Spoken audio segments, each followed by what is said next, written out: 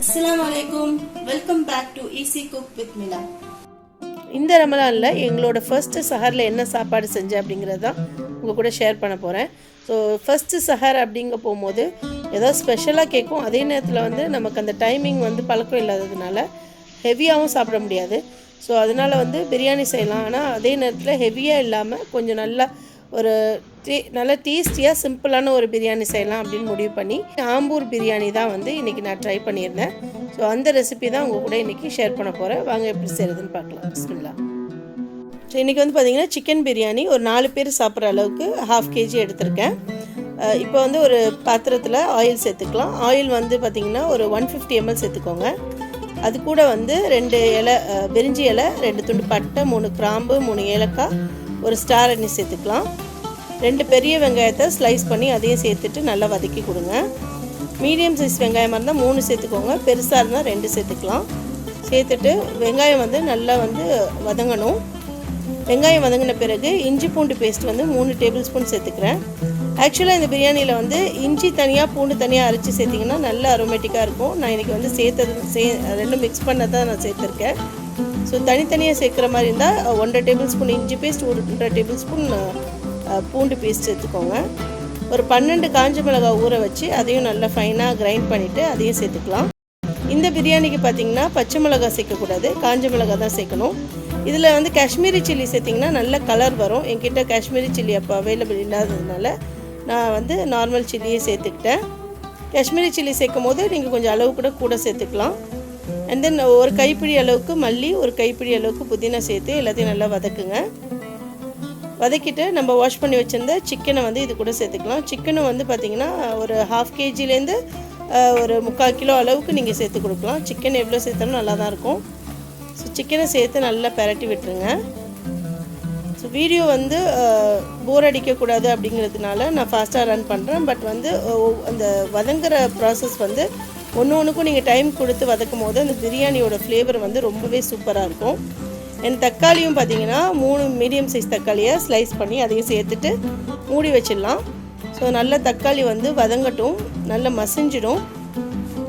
So நீங்கள் first இனிஷியலாக வந்து வெங்காயம் வதங்குறது, அதுக்கப்புறம் வந்து இஞ்சி பூண்டு பேஸ்ட்டு நல்லா அந்த ஸ்மெல் அரோமேட்டிக்காக சேஞ்ச் ஆகுற வரையும் டைம் கொடுக்குறது. ஸோ அதிலெல்லாம் கான்சன்ட்ரேட் பண்ணும்போது பிரியாணியோட அவுட்புட் வந்து ரொம்பவே சூப்பராக இருக்கும். அண்ட் இப்போது தக்காளியும் பார்த்திங்கன்னா நல்லா குழஞ்சி வந்துடுச்சு. நல்லா ஒரு தடவை மிக்ஸ் பண்ணி விட்டுக்கலாம். ஸோ இதில் பார்த்திங்கன்னா சில்லி பவுடரும் நம்ம சேர்க்கல, பச்சை மிளகாவும் சேர்க்கல. 12 வந்து காஞ்ச மிளகாய் மட்டும்தான் நான் சேர்த்துருக்கேன். நான் ஆல்ரெடி சொன்ன மாதிரி காஷ்மீரி சில்லி சேர்த்திங்க அப்படின்னா கொஞ்சம் அதிகமாகவே நீங்கள் சேர்த்துக்கோங்க, இல்லை 2 மிக்ஸ் பண்ணி சேருங்க. இப்போ தயிர் பார்த்திங்கன்னா ஒரு 1/2 கப்பு கெட்டி தயிரை நல்லா விஸ்க் பண்ணிவிட்டு அதில் சேர்த்து மிக்ஸ் பண்ணி விட்டுடலாம். லம்ஸ் இல்லாமல் பார்த்துங்க. 1/2 லெமனை வந்து கூட ஸ்க்வீஸ் பண்ணிக்கிறேன். ஸோ பொதுவாக இந்த பிரியாணியோட அந்த வதக்கிற ப்ராசஸ் டைமில் நீங்கள் அடுப்பை வந்து மீடியம் ஃப்ளேமில் வச்சு பண்ணும்போது கருகாமல் நல்லா வந்து காயும் வதங்கும், நல்ல அரோமேட்டிக்காகவும் சேஞ்ச் ஆகும். ஸோ ஹை ஃப்ளேமில் வச்சு நீங்கள் அந்த வதக்கிற டைமில் வந்து அந்த ப்ராசஸ் பண்ணாதீங்க. அண்ட் தென் தயிரை மிக்ஸ் பண்ணிவிட்டு ஒரு 5 minutes வந்து மூடி வைக்கலாம். சிக்கனுங்கிறதுனால சீக்கிரமாகவே வெந்துடும். நல்லா வந்து எண்ணெயெல்லாம் பிரிஞ்சு ஒரு நல்ல ஒரு கன்சிஸ்டன்சிக்கு வந்திருக்கு பாருங்கள். ஸோ இப்போ வந்து அது கூட நம்ம எவ்வளோ ரைஸ் எடுத்துருக்கோமோ, பாஸ்மதி ரைஸ் வந்து 1:1.5 அந்த ரேஷியோவில் தான் வந்து தண்ணி சேர்ப்பேன். 1 கப்பு ரைஸ் எடுத்தால் 1.5 கப்பு தண்ணி சேர்த்துப்பேன். அந்த அளவுக்கு நான் தண்ணி சேர்த்துட்டு இப்போ அது நல்ல ஒரு கொதி வரட்டும்.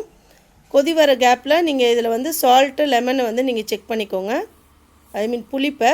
ஸோ புளிப்பு பத்தலை அப்படின்னா கூடுதலாக நீங்கள் லெமன் சேர்த்துக்கலாம். அண்ட் சால்ட்டையும் வந்து நீங்கள் அட்ஜஸ்ட் பண்ணிக்கோங்க. அட்ஜஸ்ட் பண்ணிவிட்டு நல்லா மிக்ஸ் பண்ணிவிட்டு ஒரு நல்ல ஒரு கொதி வரட்டும்.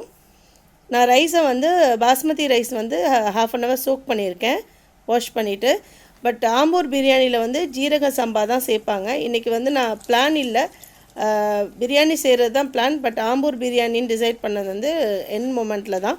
ஸோ அதனால் ஜீரக சம்பா இல்லாததுனால நான் வந்து பாஸ்மதியிலே தான் இன்றைக்கி நான் வந்து குக் பண்ண போகிறேன். ஸோ பாஸ்மதி ரைஸை நல்லா வாஷ் பண்ணி சோக் பண்ணிவிட்டு அதையும் வந்து இது கூட சேர்த்து கொடுத்துடலாம். தண்ணியோட அளவு மட்டும் நான் சொன்ன மாதிரி 1:1.5 அந்த ரேஷியோவில் வந்து வச்சுக்கோங்க. ரைஸை சேர்த்த பிறகு அடுப்பை வந்து மீடியம் ஃப்ளேமில் கொண்டு வந்துடுங்க. கூட கொஞ்சம் நான் லெமன் சேர்த்துக்கிறேன். ஃபஸ்ட்டு வந்து ஒரு 1/2 லெமன் ஸ்க்வீஸ் பண்ணேன். ரைஸ் சேர்த்த பிறகு ஒரு 1/2 நான் வந்து சேர்த்துருக்கேன். ஸோ லெமன் சேர்க்கறதுனால ரைஸும் வந்து கொஞ்சம் உடையாமையும் வரும். ஸோ மீடியம் ஃப்ளேமில் வச்சுட்டு ரைஸ் கொஞ்சம் நேரம் ஒரு 5 மினிட்ஸ் குக் ஆகட்டும். குக் ஆகி தண்ணிலாம் கொஞ்சம் நல்லா வற்றி வந்த பிறகு ஒரு தடவை வந்து நல்லா பெரட்டி விட்டுருங்க. பெரட்டி விட்டுட்டு மூடி போட்டு ஒரு 15 மினிட்ஸ் வந்து சிம்மில் வச்சுட்டு நீங்கள் தம் கொடுத்துட்டிங்கன்னா பிரியாணி வந்து பர்ஃபெக்டாக ரெடி ஆகிடும். ஸோ இப்போ 15 மினிட்ஸில் அடுப்பு ஆஃப் பண்ணிவிட்டு ரெஸ்டிங் டைம் வந்து ஒரு 15 to 20 மினிட்ஸ் கொடுங்க. ½ அன் ஹவர் கொடுத்தா கூட ரொம்ப நல்லாயிருக்கும். ஸோ நம்மளோட ஆம்பூர் பிரியாணி மணக்க சூப்பராக ரெடி ஆகிடுச்சு. ஸோ இந்த ஆம்பூர் பிரியாணிக்கு ரொம்ப முக்கியம் வந்து நீங்கள் ஃப்ரெஷ்ஷாக இஞ்சி பூண்டையும் அரைச்சி சேர்க்குறது தான். நீங்கள் தனித்தனியாக அரைச்சி சேர்க்கும் போது நல்ல மணமாக இருக்கும். சேர்த்து கூட நீங்கள் அரைச்சி சேர்த்துக்கலாம். இந்த பிரியாணி தான் அப்படின்னு இல்லை, நீங்கள் எல்லா பிரியாணிக்கும் அந்த ஸ்டெப்பை ஃபாலோ பண்ணிங்கன்னா உங்களோட பிரியாணியோட அவுட்புட் வந்து ரொம்பவே சூப்பராக இருக்கும். ஸோ நான் ஆல்ரெடி சொன்ன மாதிரி என்கிட்ட காஷ்மீரி சில்லி இல்லாததுனால நான் நார்மல் சில்லி சேர்த்தேன். அதனால் கலர் கொஞ்சம் கம்மியாக தான் வந்திருக்கு. நீங்கள் காஷ்மீரி சில்லி மிக்ஸ் பண்ணி சேர்க்கும் போது இதோட கலரும் வந்து ரொம்பவே ப்ரெசன்டபுளாக இருக்கும். ஸோ சூப்பராக நல்லா மணமாக இருக்குது. இந்த ஆம்பூர் பிரியாணியோட ஒரு ஸ்பெஷாலிட்டி அதோட அரோமா தான். ஸோ நீங்கள் செஞ்சிங்கன்னா வீடே வந்து அப்படி மணக்கும். சுட சுட சூப்பராக ரெடி பண்ணிவிட்டு இது கூட வந்து கத்திரிக்காய் பச்சடியும் வெங்காய பச்சடியும் நான் செஞ்சுருந்தேன். அண்ட் பிரியாணினா முட்டை இல்லாமல் முடியாது இல்லையா? ஸோ முட்டையும் வந்து கூட வந்து பாயில் பண்ணி வச்சுருந்தேன். ஸோ எங்களோட சஹர் வந்து ஆம்பூர் பிரியாணியோட சூப்பராக நாங்கள் வந்து ஸ்டார்ட் பண்ணோம்.